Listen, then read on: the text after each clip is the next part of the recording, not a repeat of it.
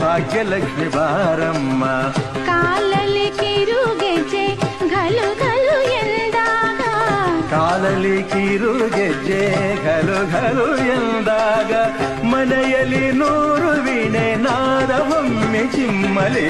ಲಕ್ಷ್ಮೀ ಬಾರಮ್ಮ, ಭಾಗ್ಯಲಕ್ಷ್ಮಿ ಬಾರಮ್ಮ, ಬೆಳಗಲು ಮನೆಯನ್ನು ಸಿರಿದೇವಿಯೇ.